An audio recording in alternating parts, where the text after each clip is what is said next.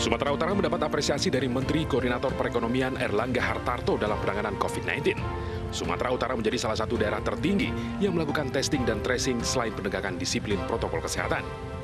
Meski demikian, untuk luar Jawa dan Bali, data kasus aktif di Sumatera Utara masih sangat tinggi sebesar 15.685 per 8 September 2021. Apresiasi disampaikan Ketua Umum Golkar ini saat ramah tamah dan silaturahmi dengan pengurus dan kader Partai Golkar seprovinsi Sumatera Utara. Pertama, sukseskan PPKM. Kedua, gunakan masker. Nah, ketiga, tentu vaksinasi.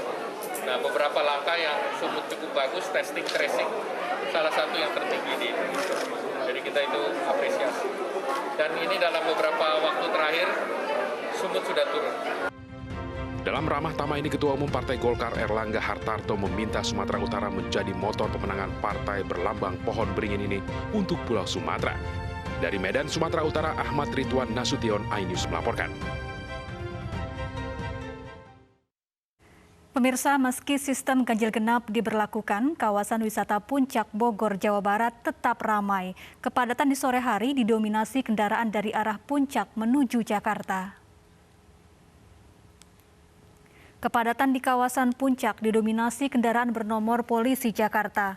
Untuk mengurai kepadatan pada sore hari, Satlantas Polres Bogor memberlakukan sistem satu arah dari arah Puncak menuju Jakarta. Sistem satu arah akan diberlakukan secara situasional hingga kepadatan terurai.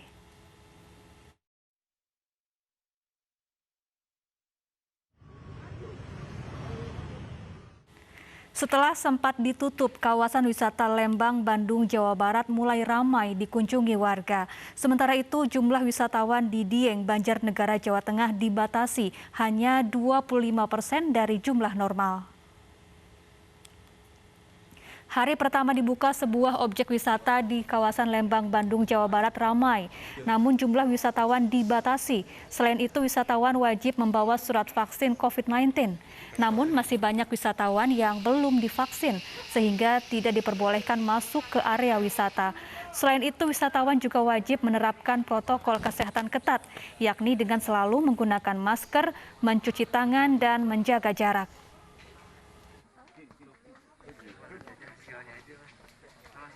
Sertifikat vaksin itu ada, mulai dari verifikasi sertifikat vaksin, terus masker juga dicek, suhu dicek, semuanya dicek lengkap, jadi memang sudah sesuai sama prokes.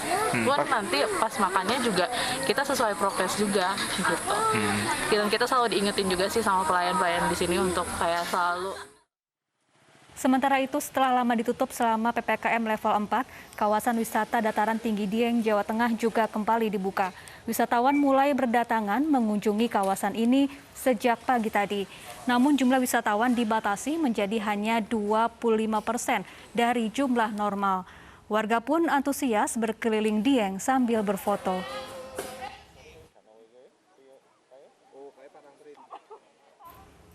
Pemirsa, kasus COVID-19 di Indonesia terus bertambah. Hingga siang tadi tercatat jumlah penambahan sebanyak 5.810 kasus baru di Indonesia. Ya, berdasarkan data Satgas Penanganan COVID-19 hari ini, tercatat sudah 4.167.511 kasus terkonfirmasi dan 3.918.753 diantaranya sembuh.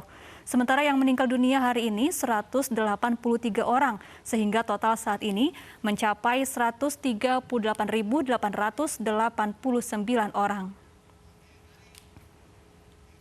Pemirsa, polisi terus menyelidiki kematian KKAP, bocah korban pesugihan di Goa, Sulawesi Selatan. KKAP diduga meninggal dunia setelah dicekoki 2 liter air garam.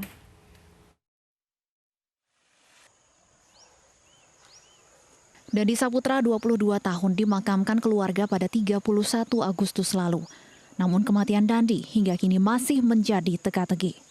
Polisi berencana membongkar makam Dandi untuk mengetahui pasti penyebab kematian korban. Sementara itu, adik Dandi AP masih menjalani pemulihan psikis di Rumah Sakit Umum Daerah Syekh Yusuf, Kabupaten Goa. Kondisi mata AP juga kian membaik dan mulai bisa melihat kembali pasca menjalani operasi mata. Alhamdulillah kondisi matanya sudah membaik, pasien sudah bisa melihat, adik sudah bisa melihat kembali, dan memang karena dari awal juga mata hitamnya alhamdulillah nggak kena apa-apa kan, cuma mata putihnya aja, jadi ini tinggal penyembuhan saja.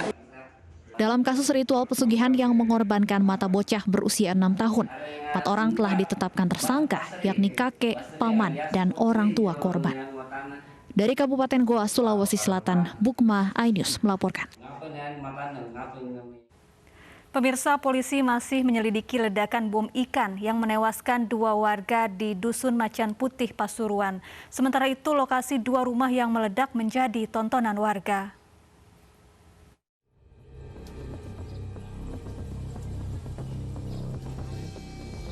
Lokasi ledakan yang menghancurkan 2 rumah dan menewaskan 2 penghuninya di Pasuruan menyedot perhatian warga. Puluhan orang datang ke lokasi ledakan baik yang berasal dari desa setempat maupun desa tetangga hingga kecamatan lain. Sejumlah warga bahkan mengambil gambar dan bersuah foto di depan 2 rumah yang telah rata dengan tanah. Kebetulan kemarin kan dengar ada ledakan di sini. Aku mumpung hari Minggu, biasa kan ngontel lah. Sekalian lihat ada ledakan di sini. Ya pemirsa, pandemi ini bisa kita lalui dengan patuh dan disiplin pada protokol kesehatan. Semua wajib pakai masker karena masker dapat melindungi kita dan orang terdekat kita dari COVID-19. Bukan begitu, Fandi?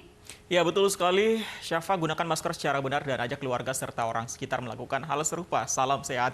Dan pemirsa, usai sudah kebersamaan kita dalam Anju Sore hari ini, saya Fandi Hasib. Dan saya Syafa Ati Suryo. Terima kasih atas kebersamaan Anda dan sampai jumpa.